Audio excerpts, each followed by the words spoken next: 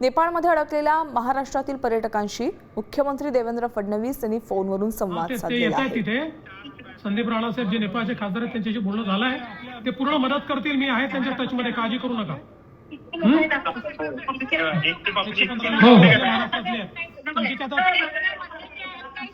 चला बरं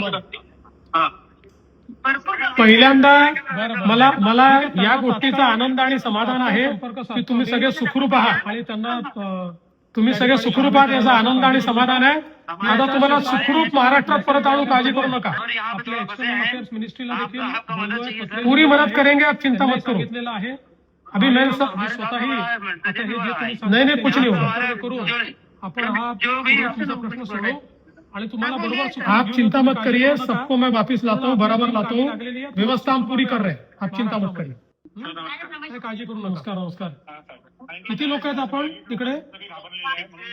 नाही बरं आम्ही सगळे आपल्या आणि मी स्वतःला